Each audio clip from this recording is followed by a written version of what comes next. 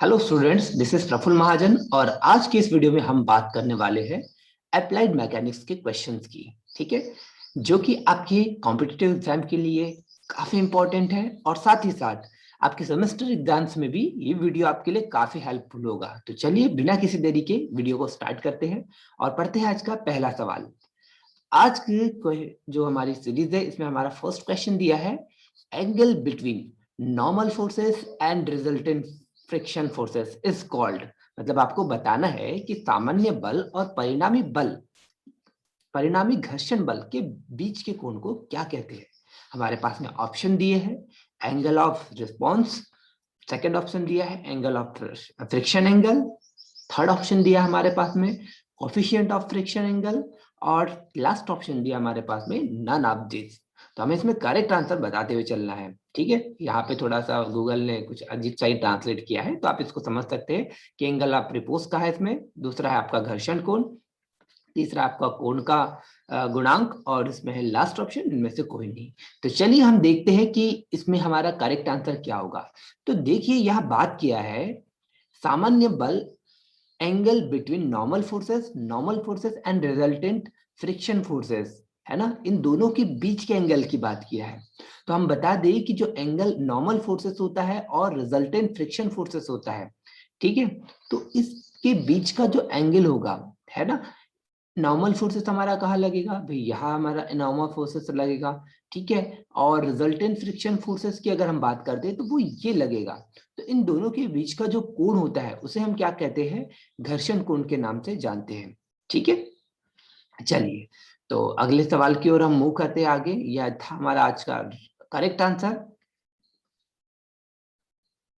आगे आपको दिख रहा है बहुत ही बेहतरीन क्वेश्चंस हमें, जो कि है इन केस concurrent और coplanar forces the condition of equilibrium is.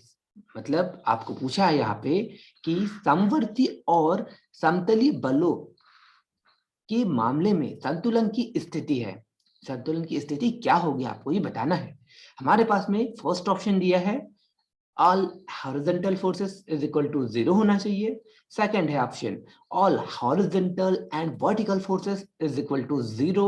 और थर्ड ऑप्शन हमारे पास में ऑल वर्टिकल फोर्सेस इज 0। या फिर हमारा लास्ट ऑप्शन दिया है नन ऑफ दिस। तो हमें इससे करेक्ट आंसर बताना है कि क्या सभी जो क्षैतिज बल है उनका सम क्या 0 होगा अगर कोई बॉडी संतुलन में है। सेकंड ऑप्शन दिया है क्या क्षैतिज और ऊर्ध्वाधर दोनों ही तरह के जो बल है उनका जो समेशन होगा वो 0 होना चाहिए संतुलन के लिए। थर्ड बोला है सभी जो ऊर्ध्वाधर है वर्टिकल फोर्सेस जो बोला है वो क्या 0 होना चाहिए, या फिर इनमें से कोई नहीं। तो हमें इसमें करेक्ट आंसर बताते चलना है। तो आप सभी लोग जानते हैं कोई भी बॉडी है आपकी, उसके इक्विलिब्रियम में होने के लिए उसके ऊपर लगने वाले all vertical and horizontal forces, ठीक है, ये इनका सम हमेशा क्या होना चाहिए, 0 होना चाहिए। तभी हमारी बॉडी क्या होगी, वो इक्विलिब्रियम कंडीशन में रहेगी, इट मींस कि संतुलन की स्थिति में रहेगी। ठीक है, तो ये हमारा आज का आंसर हुआ। ठीक है, all vertical and horizontal forces is equal to 0। चलिए अगले सवाल की ओर मूव करते हैं। हमारा अगला सवाल है आज का, two forces of equal magnitude, मतलब हमें दिया है कि two forces of equal magnitude P, ठीक, एक एट एंगल 120 डिग्री पे एंगल पे ये आपके जो दो फोर्सेस है वो लग रहे हैं ईच अदर। मान लीजिए कोई बॉडी है, इसके ऊपर दो आपके फोर्सेस लग रहे हैं। Okay, just one second. और ये जो दो फी फोर्सेस है इन दोनों के बीच का एंगल बोला है इसमें 120 डिग्री है each other, what will be their resultant। तो हमें इसका रिजल्टेंट निकालना है भाई, है ना। हम इसको ऐसा भी लेकर के चल सकते हैं कि ये बॉडी है, इसके ऊपर दो पी अमाउंट के फोर्स लग रहे हैं, 120 डिग्री का एंगल दिया हुआ है, तो उनका रिजल्टेंट हमें निकालना है जिसे कि हम आर से डिनोट करते हैं। और आप सभी लोग बहुत अच्छी तरीके से जानते हैं जो आर का फॉर्मूला क्या होता है। ठीक है, कमेंट बॉक्स में आप जरूर लिख के भेजिएगा, मैं अगले लेक्चर में इसको बताऊंगा जरूर। ठीक है, अभी मैं चाह रहा हूँ कि आप लोग बताएं। पहले बात कर लेते हैं ऑप्शंस की। इस सवाल के हमारे पास में ऑप्शंस क्या क्या दिए हैं। तो हमारे पास फर्स्ट ऑप्शन है 2p, क्या रिजल्टेंट 2p होगा। सेकंड ऑप्शन है हमारे पास में p, क्या p ऑप्शन होगा, या फिर थर्ड में दिया है p/2, और लास्ट ऑप्शन दिया है नन ऑफ दिस। तो हमें बताना है करेक्ट आंसर इसमें से क्या होगा। तो तो करेक्ट आंसर की अगर मैं बात करूं उसमें, तो करेक्ट आंसर मेरा इसमें होगा ऑप्शन नंबर जो आपका सी है, p/2। ओके, तो ये मेरा होगा। आप निकाल के देखिएगा कि उसमें आपका जो रिजल्टेंट आएगा वो आएगा p/2 आएगा। ठीक है, चलिए अगले क्वेश्चन की ओर मूव करते हैं। आज का हमारा अगला सवाल देखते हैं। हमारा अगला सवाल है आज का, जो कि नंबर 4 का क्वेश्चन है, वो है which of the following theorem is used for equilibrium of the body applicable with their concurrent coplanar forces। ठीक है, आपको बोला ये कंडीशन दी है कि किस जगह, किस कंडीशन, किस आपके थ्योरम में अगर बॉडी कंकरेंट है ना, इक्विलिब्रियम कंडीशन में है, कोप्लेनर है, ठीक है, और 3 फोर्सेस लग रहे हैं, तो आपका इनमें से कौन सा उसमें फॉर्मूला यूज होता है। ठीक है, ये कंडीशन दी है, इनमें से किस चीज के लिए ये कंडीशन एप्लीकेबल होगी। क्या वेरिग्नन थ्योरम के लिए होगी, सेकंड ऑप्शन दिया है लैमिस थ्योरम के लिए होगी, थर्ड ऑप्शन दिया है पाइथागोरस के लिए होगी, या नन ऑफ दिस। तो क्वेश्चन आपने पढ़ते से ही काफी चीजें ऐसे ही पकड़ ली होगी, ऐसे ही मतलब कि आपने स्टेटमेंट जैसे आपने इनमें से किसी की पढ़ा होगा, तो वो यहाँ पे चीजें इंक्लूड है।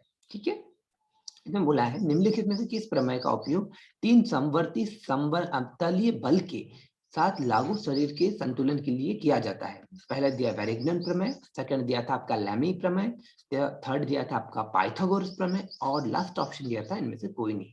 तो इसमें से हमें करेक्ट आंसर बताता है। ठीक है, तो करेक्ट आंसर की बात मुझे पता है आपके मन में जवाब आ गया होगा, फिर भी मैं आपको बता दूं करेक्ट आंसर होगा हमारा लैमिस थ्योरम। लैमिस थ्योरम के लिए ही ये कंडीशन एप्लीकेबल होती है कि हमारे लगने वाले जो उसकी लिमिटेशन की अगर हम बात करते हैं, तो 3 बलों के लिए ये प्रमेय अक्सर लागू होता है। आपके लिए इसका दूसरा और इम्पोर्टेंट फैक्टर है कि ये बॉडी हमेशा इक्विलिब्रियम में होना चाहिए और एक ही प्लेन पे होना चाहिए। ठीक है, और एक ही पॉइंट से निकलने वाले वो जो फोर्सेस रहते हैं वो आकर के एक ही पॉइंट पर के मिलते हैं। ठीक है, चलिए आगे बढ़ते हैं हमारे आज के अगले सवाल की ओर, जो कि हमारा लास्ट क्वेश्चन है। यहाँ पर हम जो फिफ्थ क्वेश्चन है उसमें पढ़ने वाले हैं कि which is applicable for the Lami's theorem if 3 forces must be. मतलब यहाँ फिर से हमारे पास में लैमिस थ्योरम के ऊपर ही क्वेश्चन आ गया है। इसमें पूछा है which is applicable for the Lami's theorem if 3 forces must be. मतलब कि इनमें से कौन सी कंडीशन है कि जहां पर लैमी का थ्योरम यूज होगा। तो आपने ध्यान से पढ़ा होगा अगर पिछला सवाल, तो उसमें भी आप यहाँ आंसर दे सकते हैं।